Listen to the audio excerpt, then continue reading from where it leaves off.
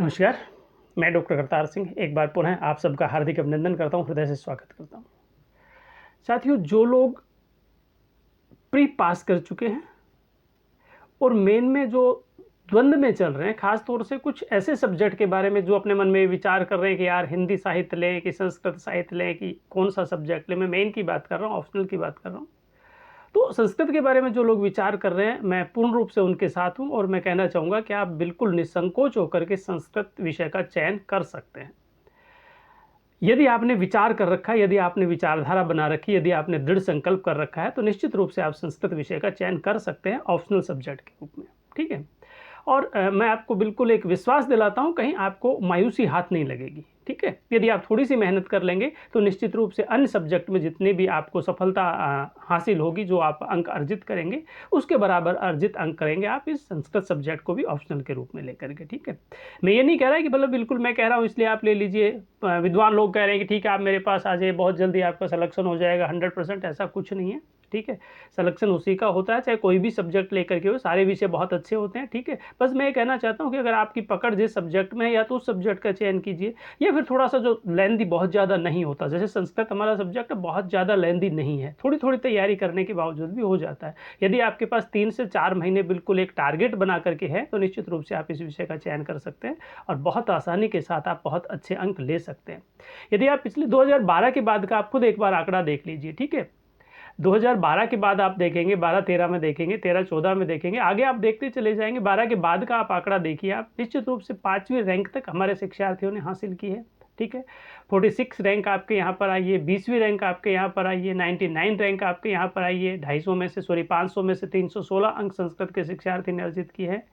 तो मेरा कहने का मतलब है शुरू से लेकर के और लास्ट एक बीटेक का स्टूडेंट, यदि हम 14-15 की बात करते हैं तो एक बीटेक का स्टूडेंट जो होता है, ठीक है, जिसका बैकग्राउंड संस्कृत नहीं था, वो 5th रैंक लेकर के आ जाता है, ठीक है?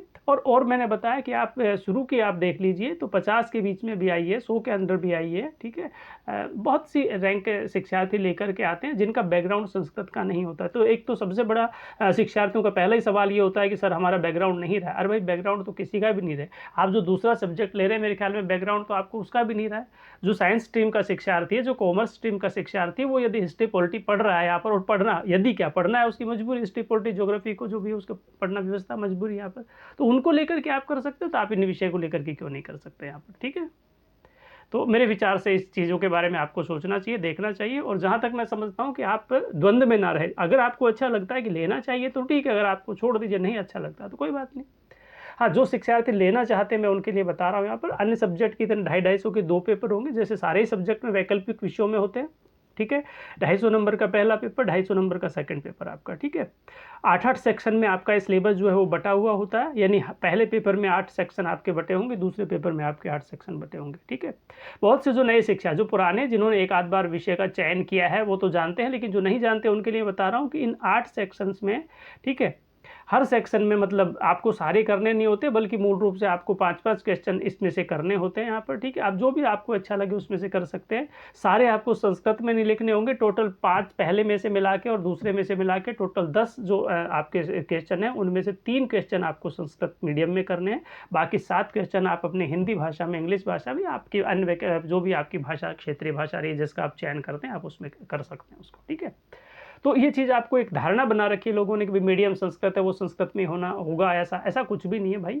जो आपके पास सब्जेक्ट है वो आपको अच्छी तरह से तैयार होना चाहिए। रही बात मीडियम की, तो पहला और 5वां क्वेश्चन जो है पहले वाले सेक्शन में, ठीक है, और दूसरे वाले पेपर में जो 5वां वर्ग 5वें का जो क्वेश्चन, ये 3 ही क्वेश्चन आपको संस्कृत में करने, बाकी आप अपनी किसी भी भाषा में कर सकते हैं, जो आपका मीडियम रहा है उसमें आप कर सकते हैं। तो ये आपको विशेष रूप से ध्यान रखना है, ठीक है। रही बात अब उसमें लिखने, क्योंकि सारा डिस्क्रिप्टिव पेपर होता है, सारा आपकी लेखन शैली पे डिपेंड करता है, तो आपको लिखना ज़रूर आना चाहिए, लिखना ज़रूर आना चाहिए। और आप अन्य सब लेने से पहले मैं कह रहा हूँ कि एक बार आप अन्य सब्जेक्ट का एक बार देखिए, सिलेबस देखिए, और संस्कृत साहित्य का सिलेबस देखिए, आप मिलान करके देखिए यहाँ पर। जब आप हिंदी साहित्य का सिलेबस देखेंगे तो आपको लगेगा कितना विकल्प, इतना व्यापक सिलेबस है। मैं हिंदी भी पढ़ाता हूँ, ऐसा नहीं है कि मैं हिंदी का विरोध कर रहा हूँ यहाँ पर, मैं बल्कि मेरे पास ज़्यादा स्टूडेंट हिंदी साहित्य के होते हैं, संस्कृत साहित्य के स्टूडेंट कम होते हैं, ठीक है। मैं 32 वर्षों से देख रहा हूँ कि हिंदी में चाहे वो कोई भी सेक्शन रहा हो, किसी भी फील्ड में रहा हो यहाँ पर, ठीक है, चाहे स्कूल कॉलेज लेक्चर के शिक्षार्थी रहे हो या यूपीएससी के के शिक्षार्थी रहे हो जो भी है, ठीक है, उसमें हिंदी के अधिक शिक्षार्थी होते हैं, संस्कृत के कम शिक्षार्थी होते हैं। रेशो यदि हम पूरे भारतवर्ष में देखेंगे तो भी आपको पता है संस्कृत पढ़ने वाले लोग बहुत कम है, ठीक है। लेकिन जो पहले धारणा बन गई थी कि झोला छाप तिलकधारी ये है वो, ऐसा कुछ भी नहीं है। आज तो बीटेक का शिक्षार्थी भी संस्कृत लेकर के, संस्कृत साहित्य लेकर के वैकल्पिक विषय के रूप में लेकर के और अपने लक्ष्य की प्राप्ति कर रहे हैं यहाँ पर, ठीक है। तो मैं ये कहना चाह रहा था कि यदि मतलब आप इसका चयन कर लेते हैं यहाँ पर, तो सेक्शन में आपको देखना पहला तीसरा, मतलब पहला पाँचवा और उधर से पाँचवा, मैंने 3 क्वेश्चन आपके लिए बता दिए। 8 सेक्शंस में से जो आपको अच्छा लगे उसमें से आप कर सकते हैं। कुछ अनिवार्य है जब आप सिलेबस का विश्लेषण करेंगे। मेरा भी सिलेबस मैंने बता रखा है यहाँ पर, सिलेबस वाली वीडियो आप देख सकते हैं, उसमें कैसे कैसे आपका बांट रखा है। यहाँ फिलहाल मैं मोटी मोटी जो जानकारी जो शिक्षार्थियों ने मेरे पास जो सवाल भेजे मैं उनके बारे में बात कर रहा हूँ यहाँ पर, या फिर कुछ नए शिक्षार्थी जो पूछना चाहते हैं कि सर अभी 12th पास किया, ग्रेजुएशन के साथ साथ हम इसकी तैयारी करेंगे। हालांकि ये विषय आगे की चीज़ है यहाँ पर, ठीक है, जो लेंगे उनके लिए तो अभी कुछ है ही नहीं, लेकिन जो प्री पास कर चुके हैं, खासतौर से ऐसे शिक्षार्थी भी हमारे साथ जुड़े हुए, मैं उनके लिए बताना चाह रहा हूँ कि आप निसंकोच होकर के ले लीजिए, ठीक है। तो पहले वाला सेक्शन जो आपका, इसमें व्याकरण से संबंधित आपके जो सवाल रहते, बहुत ही संधि समास, मतलब जो भी संधि समास वगैरह जो है, वाच्य वगैरह, बहुत सिंपल सी चीज़ें हैं। इसमें बहुत बड़ा कुछ भी नहीं है। कारक का टॉपिक है, संधि का है, समास का, वाच्य का है। एक एक नंबर के क्वेश्चन आपको है लिखने हैं, 2-2 नंबर के क्वेश्चन आपको लिखने हैं, ठीक है। थोड़े से 3-4 क्वेश्चन आपको थोड़े बड़े लेवल पे लिखने पड़ेंगे। बहुत आसानी से आप कर देंगे, बहुत आसानी से आप कर देंगे, ठीक है। क्योंकि एक बार आपको पैटर्न आ जाए, बस वो अनुवाद वाला सेक्शन आपको आ जाए यहाँ पर, हिंदी में सारी चीज़ों को आप एक बार पढ़ लीजिए और उसके बाद संस्कृत में, आप संस्कृत में तो एक रटी रटाई चीज़, एक लैंग्वेज, बिल्कुल पैट लैंग्वेज चलती है, उसी के अकॉर्डिंग आप उन सारी चीज़ों को कर देंगे। यदि दूसरे वर्ग की मैं बात करता हूं तो मतलब इसमें आप वैदिक साहित्य को लेकर के चलते हैं, इसमें आप लौकिक साहित्य को लेकर के चलते हैं, इसमें आप भाषा विज्ञान, 3 ही सेक्शन आप, वैदिक साहित्य है, लौकिक साहित्य है, भाषा विज्ञान है। अब वैदिक साहित्य में वेद है, चारों वेदों की बात है, ठीक है। उसके बाद में पुराणों की चर्चा है, उपनिषदों की चर्चा है, जहाँ पर आपने वैदिक साहित्य को पढ़ा है यहाँ पर। ये बड़ा इंटरेस्टिंग टॉपिक है, मैं इसलिए बता रहा हूँ यार, बड़ा इंटरेस्टिंग टॉपिक है। ऐसा नहीं कि आपको कोई कैलकुलेशन करनी है, कि आपको कोई मतलब थ्योरी याद करनी है, कि आपको कोई किसी तरह के कोई केमिस्ट्री की तरह कोई सूत्र रटने हैं, ऐसा कुछ भी नहीं है। सिर्फ एक बार इंटरेस्टिंग स्टोरी को जब आप पढ़ लोगे तो वैसे ही सारी की सारी चीज़ें आपके याद रह जाएगी। रही बात उसको मीडियम में लिखने की, तो 3 ही तो क्वेश्चन आपको करने, बाकी तो आपको अपनी लैंग्वेज में ही लिखना है आपको, ठीक है।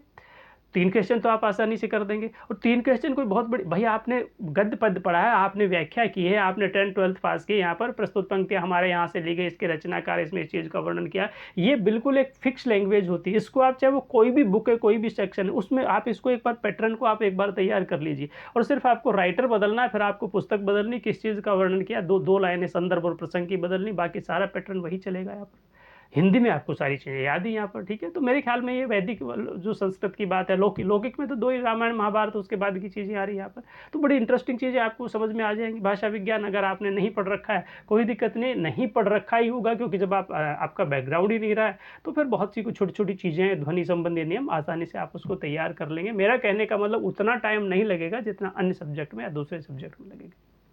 तीसरे वर्ग की यदि हम बात करते हैं तो इसमें कुछ साहित्यिक आलोचनाएं आती हैं। थोड़ा सा एक कठिन सेक्शन होता है यहाँ पर, मैं ये मानता हूँ यहाँ पर, क्योंकि कोई भी एक रचनाकार है उसके बारे में, जैसे रस है, अलंकार है, रीति है, संप्रदाय, वक्रोक्ति है, मतलब जो भी ध्वनि है, इनके बारे में अपन को चिंतन करना है, और चिंतन करने के बाद उनका एक समीक्षात्मक विश्लेषण करना है यहाँ पर, ठीक है। तो थोड़ा सा मुझे लगता है थोड़ा कठिन हो सकता है, क्योंकि एक अनजान शिक्षार्थी के लिए, जो साहित्य का शिक्षार्थी वो तो भले भांति चीज़ के बारे में जानता है, लेकिन थोड़ा सा यदि आपको एक बार बता दिया जाए कि इस ढंग से आपको इसकी तैयारी करनी है और ऐसे आप इसको देखेंगे, समीक्षा करेंगे, इसकी आप समालोचना करेंगे, तो मुझे नहीं लगता कि बहुत ज़्यादा उसमें समस्या आएगी। इस विषय को भी आप देख सकते हैं बहुत आसानी के साथ। तीसरे वर्ग वाले वर्ग की बात बता रहा हूँ।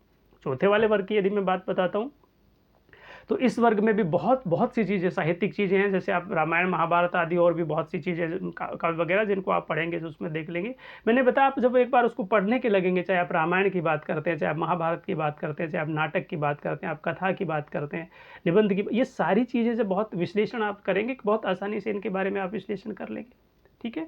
तो ये जो शुरू वाला जो सेक्शन है, इसमें तो मैं ये कह रहा हूँ कि मतलब इसमें आपको बहुत आसानी के साथ केवल पहले और 5वां वाला जो सेक्शन है उसमें आप उसको एक बार देख लीजिए। 2 ही क्वेश्चन आपके तैयार करने हैं आपको संस्कृत में। मैंने बताया कि फिक्स लैंग्वेज है, और ये नहीं कि जैसे मान लो 10 श्लोक लग गया, अब आपको लग गया उत्तर रामचरित लग गया, XYZ जो भी कोई आगे हम बताएंगे सिलेबस पे आप देखेंगे यहाँ पर 1 से 10 श्लोक लग गए। अब 1 से 10 श्लोक लग गए तो मतलब इतना बड़ा ग्रंथ है यहाँ पर उसमें, ठीक है। तो केवल 10 ही श्लोक आपको तैयार करने, भाई उन 10 श्लोकों का हिंदी अनुवाद आप बहुत आसानी से तैयार कर लीजिए, और जब आप उन 10 श्लोकों का हिंदी अनुवाद तैयार कर लेंगे तो उसके बाद मैंने बताया एक फिक्स लैंग्वेज होती है कि राइटर इसका कालिदास है। जैसे मान लो रघुवंश की बात है, इसमें रघुकुल के राजाओं का वर्णन किया गया, यहाँ से यहाँ तक के राजाओं का वर्णन किया गया। अब आप अपने उस 10 वाले श्लोक में देख लो कि इसमें कहाँ से कहाँ तक की स्थिति आ रही है, तो वो तो बदलने वाली है नहीं। पहले से और 10वें तक चाहे कोई भी श्लोक आता है वो तो स्थिति बदलने वाली है नहीं। अब उन 10 श्लोकों में इतने तो हम इतना बड़े एग्जाम की तैयारी कर रहे हैं, हमें ध्यान है कौन से श्लोक में किस चीज़ का वर्णन किया गया, ये तो हम पहचान ही लेंगे। वो एक लैंग्वेज फिक्स लाइन होती है, जो हम लोग का मतलब जो भी जिससे जहाँ से आप पढ़ेंगे, गाइडेंस लेंगे यहाँ पर, वो आपको बताएंगे यहाँ से यहाँ तक को आपको पढ़ना, तो बड़ी आसानी से उस चीज़ को आप कर देंगे। 5वां जो सेक्शन है, थोड़ा निबंध वाला जो सेक्शन होता है, इसमें थोड़ा निबंध लिखना होता है, लगभग 150 शब्दों के आसपास निबंध लिखने होते हैं आपको, ठीक है। ये थोड़ा सा आपके लिए बहुत तैयार करना पड़ेगा आपको, है ना। मतलब लेकिन ऐसा कुछ भी नहीं है कि मतलब कोई कठिन चीज़ है जो आप नहीं पढ़ोगे, क्योंकि जो आप यहाँ निबंध तैयार करोगे वो आपके दूसरे वर्ग में लगे हुए हैं, वो दूसरे वर्ग में लगे हुए हैं, और वो एक एक रटी रटाई चीज़ें हैं। मतलब ऐसा कुछ भी नहीं है कि आप उसको तैयार करना पड़ेगा। जब आप एक बार सुनेंगे समझेंगे, जैसे मान लो पुरुषार्थ हो गए, पुरुषार्थ चतुष्टय 4 पुरुषार्थ हो गए, आपने सुने धर्म अर्थ काम मोक्ष, इनके बारे में एक बार आप रीडिंग लगाएंगे, आपके समझ में आ जाएगा इसका मटेरियल क्या होता है, फिर आपको लैंग्वेज बनाना सीख ही जाएंगे यहाँ पर, ठीक है। लैंग्वेज तो आपको अपनी भाषा में लिखना है, उसमें तो कोई विरोध ही नहीं करना, ठीक है। चाहे वो आश्रमों की बात है, चाहे वर्णों की बात है, चाहे पुरुषार्थों की बात है, चाहे 16 संस्कारों की बात है, तो ये मैंने बताया कि न सिर्फ मतलब इंटरेस्टिंग टॉपिक है, बल्कि आपकी बुद्धि लब्धि के आधार पर ही सारी की सारी चीज़ों का चयन किया जाता है। आपको समझ में आएगा, सामाजिक दृष्टिकोण के आधार पर आपकी तैयारी हो जाएगी, ठीक है। सांस्कृतिक रूप से मतलब आप अंदर से मजबूत हो जाएंगे, और सिलेबस तो आपका ऑलरेडी तैयार हो ही रहा है यहाँ पर। तो मेरे विचार से मैं कह रहा हूँ कि बहुत आसानी के साथ इन वर्गों का आप चयन कर सकते हैं, और इनमें से आप निश्चित रूप से 5 प्रश्न जो आपको अच्छे लगे बहुत आसानी से उनको कर सकते हैं। पहला 5वां जो संस्कृत में लिखना है उसकी मैंने बात बताई दी आपको, ठीक है। इस आधार पर आप निश्चित रूप से उसको क्वेश्चन को कर देंगे। आगे 5वां वाला जो सेक्शन है उसमें मैंने बता दी, वो आपको संस्कृत में लिखना है, तो आप इजी वे में उसको आसानी से कर देंगे। दूसरे वाले सेक्शन की हम बात करते हैं, दूसरे वाले पेपर की हम बात करते हैं, तो उसमें केवल वर्ग 5वां वाला जो है उसी में एक ही क्वेश्चन आपको संस्कृत में तैयार करना है। जब उसमें सेक्शन ए की हम बात करते हैं, बहुत छोटी छोटी चीज़, जैसे रघुवंश लगा हुआ, आपके कुमार संभव लगा हुआ, आपके किरातार्जुनीयम लगा हुआ, लेकिन इसमें मतलब ये केवल सोचने की बात नहीं कि रघुवंश लगा हुआ है तो अब क्या करेंगे यार, रघुवंश तो कालिदास की बहुत बड़ी कृति है। कितनी कृति हो, आपको क्या लेना, आपको तो 1 से 10 तक श्लोक तैयार करना है, ठीक है। आपको कुमार संभव की बात कर रही है, 1 से 10 तक श्लोक तैयार करना। आपको किरातार्जुनीयम की बात करनी है, 1 से 10 तक श्लोक तैयार करना है। 10-10 ही श्लोक है आपके लिए, ठीक है। अब केवल 10-10 जो श्लोक है उनको तो आप आसानी से तैयार कर सकते हो। मैंने कहा कि आप उसकी हिंदी व्याख्या दीजिए, पहले श्लोक से लेकर के 10वें श्लोक तक किस चीज़ का वर्णन हो रहा है इसमें, इसको आप देख लीजिए। फिर एक बार किसी भी संबंधित टीचर से, जो भी जहाँ से आप तैयारी करेंगे, उनसे एक बार संस्कृत लैंग्वेज, अगर आप संस्कृत में उसको करना चाहते हैं तो मैं बता रहा हूँ, हिंदी में कर रहे हैं तो कोई दिक्कत है ही नहीं यहाँ पर, ठीक है। जो कंपल्सरी 3 क्वेश्चन है वो तो संस्कृत में करने ही पड़ेंगे। एक बार देख लीजिए कि इसके रचनाकार ये है, इस चीज़ का वर्णन किया गया, इससे ग्रंथ से लिया गया, यहाँ से उद्धृत किया गया, जैसे प्रस्तुत पंक्तियाँ हिंदी की पाठ्यपुस्तक से अवतरित है, इसके रचनाकार ये है, ऐसे ये लाइन बनेगी यहाँ पर। कठिन कुछ भी नहीं है, ठीक है। तैयार आपको करना बहुत आसानी से, इजी में सारी की सारी चीज़ें तैयार हो जाएंगी। या तो वर्ग तो आपको लग रहा है कि बहुत बड़ा सेक्शन है, लेकिन 30 श्लोक, और 30 श्लोक में तो मैं तो कह रहा हूँ 3 ही श्लोक तैयार कर लीजिए।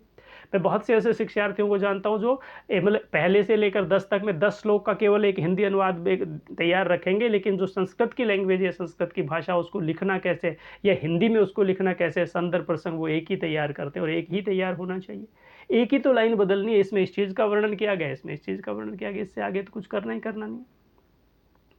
आगे 6ठा वर्ग जो है, चाहे ईशावास्योपनिषद की बात है, तो वहाँ पर कितने मंत्र, 18 मंत्र, उससे आपको नहीं ले, आपको थोड़े से 7 मंत्र तैयार करने हैं। श्रीमद् भागवत गीता 18 अध्याय है, ये अध्याय वो अध्याय, आपको कुछ नहीं करना। आपको तो थोड़े से श्लोक मतलब जो है गीता के, श्रीमद् भागवत गीता के तैयार करने हैं, जैसे 13 से लेकर के 21-22 तक के आसपास जो भी श्लोक आपको तैयार करने हैं, ठीक है। इसी प्रकार से सारे के सारे सर्ग है। रामायण की बात करते हैं तो रामायण में सुंदरकांड आपको तैयार करना। अब सुंदरकांड भी पूरा आपको तैयार नहीं करना, 15 से 30 तक के श्लोक आपको तैयार करने हैं। रामायण की मैं बात बताता हूँ, जैसे मैंने इसकी मंत्रों की बात बताई ईशावास्योपनिषद में, तो ईशावास्योपनिषद में तो ज्ञान का ही, ईश्वर के स्वरूप का ही वर्णन किया गया मूल रूप से। पूरे 18 मंत्रों में एक ही चीज़ का चित्रण है, एक ही संदर्भ और प्रसंग आप तैयार करेंगे तो सारा अपने आप ही क्लियर हो जाएगा। आपको तो 7 श्लोक यानी 7 मंत्र तैयार करने।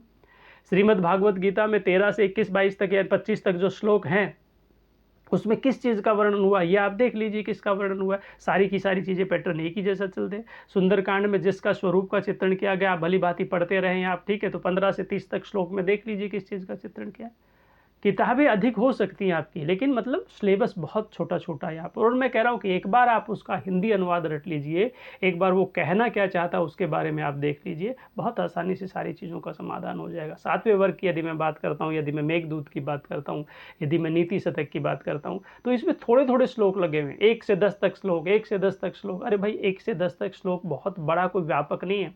हम जब स्कूल कॉलेज लेक्चर में पढ़ाते हैं तो पूरा मेघदूत हमें पढ़ाना पड़ता है, ठीक है? पूरा अभिज्ञान शाकुंतल हमें पढ़ाना पड़ता है। आपके तो छोटे-छोटे लगे 1 से 10 तक, वो केवल एक प्रैक्टिकल करके देखना चाहते हैं कि भई आपको कितना आता है, आपकी नॉलेज क्या है, आपकी स्किल क्या है, आप किस ढंग से उस चीज़ को प्रेज़ेंट कर सकते हैं, कैसे आप उस चीज़ को देख सकते हैं।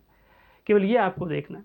तो मैंने बताया कि मेघदूत के 10 श्लोक आप बहुत ईज़ी वे में तैयार कर सकते हैं, नीति शतक के आप बहुत 10 श्लोक तैयार कर सकते हैं। कादंबरी का कथामुख भाग एक अलग सेक्शन है, सुकनास उपदेश आपके लगा हुआ, उसका आशय स्पष्ट करना होता है। ये थोड़ा-सा ध्यान रखें, हमें व्याख्या के अलग करनी होती है, आशय स्पष्ट करना हमें अलग करना होता है। ठीक है? तो आप अपने संबंधित टीचर से पूछिए। पता कीजिए कि आशय स्पष्ट बड़ा व्यापक ढंग से उसका विश्लेषण करना होता है कि इसमें किस चीज़ का वर्णन किया गया है, इसका आशय क्या है। हम बोलते हैं कि भई आपके बात का आशय क्या है, आप कहना क्या चाहते हो? तो उसमें आशय स्पष्ट करना है कि आप क्या कहना चाहते हो, वो आपको लगभग 150-200 शब्दों के आसपास एक व्यापक रूप से आशय स्पष्ट करना है।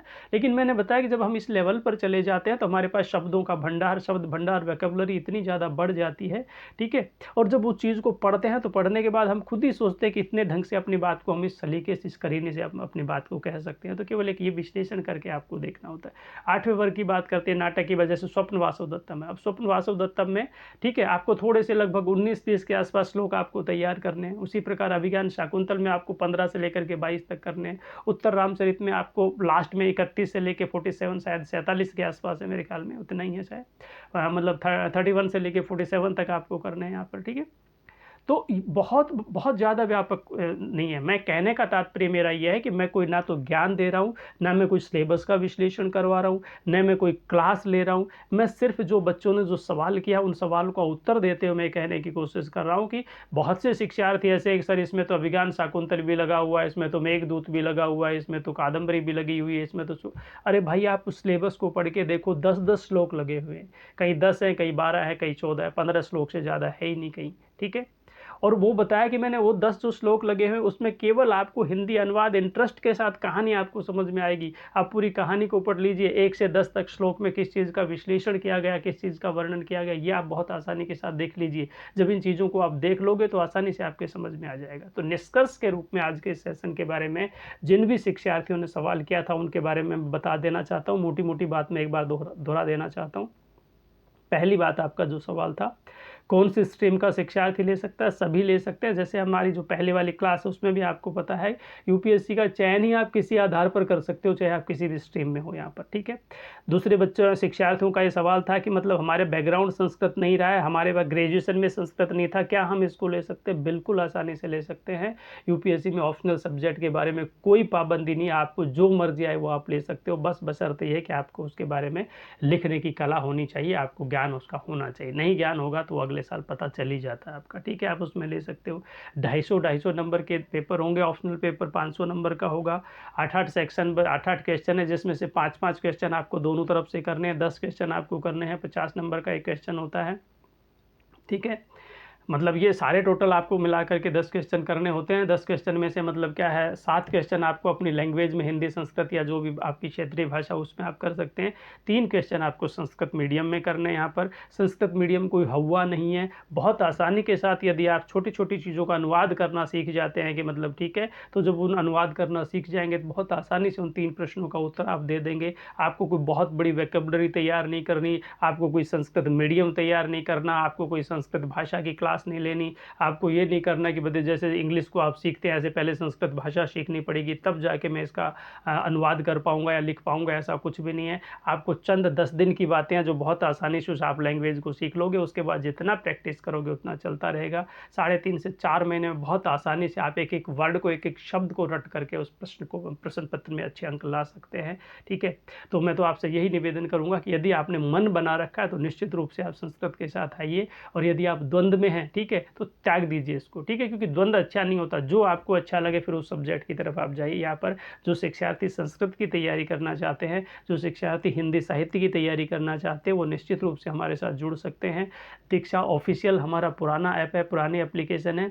और दीक्षा इंस्टीट्यूट ऑफिशियल हमारी नई एप्लीकेशन है। दीक्षा इंस्टीट्यूट ऑफिशियल के नाम से सरस्वती का लोगो बना है पिंक कलर का, ठीक है। आप उसको देख लीजिए, गूगल प्ले स्टोर पे जा करके उसको आप डाउनलोड कीजिए। उसमें सेक्शन दिया हुआ है, ठीक है। इंडिया वाला सेक्शन पे आप देखो, जो अलग अलग जो भी आपको दिखाई दे रहे हैं सिलेबस, उसमें आप देख लीजिए। इंडिया वाले सेक्शन को जो आप क्लिक करते हैं तो आपको दिख जाएगा अलग अलग स्टेट, आप राजस्थान, हरियाणा, उत्तर प्रदेश, बिहार, यूपी, जहाँ से भी है उस वाले सेक्शन को, जैसे आप हरियाणा से है तो हरियाणा को क्लिक करेंगे तो हरियाणा के जितने कोर्स आपको दिखाई दे जाएंगे। उनमें अगर आपसे संबंधित कोई कोर्स है तो आप देखिए। ज़रूरी नहीं आप फीस वाले सेक्शन में जाइए, निःशुल्क जो क्लासें हैं उसको आप ज्वाइन कर सकते हैं। हमारी निःशुल्क जो टेस्ट सीरीज़ है उसको आप ज्वाइन कर सकते हैं। अभी अगर आपको निःशुल्क टेस्ट सीरीज़ दिखाई नहीं दे रही है तो कोई बात नहीं, जब आपका एग्ज़ाम होगा उस एग्ज़ाम के आसपास आपको निःशुल्क टेस्ट सीरीज़ बिल्कुल आपके सामने उपस्थित हो जाती है। तो आप ऐप को डाउनलोड करके रखिए, नोटिफिकेशन आपके पास आता रहेगा जब भी कोई नई चीज़ आएगी, ठीक है। और इसके बारे में और अधिक जानकारी चाहते हैं तो दीक्षा इंस्टीट्यूट ऑफिशियल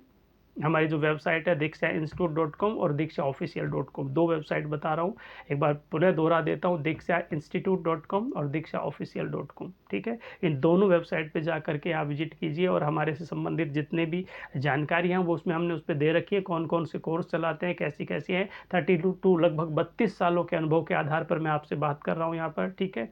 जो हमसे जानकारी प्राप्त करना चाहते हैं, चाहे आपका सब्जेक्ट कोई भी रहा हो, चाहे आपका विषय कोई भी रहा हो, आप निश्चित रूप से जो भी आपके नंबर दिए गए हैं डिस्क्रिप्शन में देख लीजिए, नंबर पर आप निश्चित रूप से हमसे फ़ोन कर सकते हैं, हमसे जानकारी प्राप्त कर सकते हैं। कहीं भी पढ़ते हो, ज़रूर नहीं आप मेरे पास पढ़े, हमारे संस्थान में पढ़े, कहीं भी अगर आप पढ़ रहे हो तो किसी भी प्रकार की जानकारी यदि आपके पास मतलब आप लेना चाहते हैं तो हमसे आप संपर्क कर सकते हैं।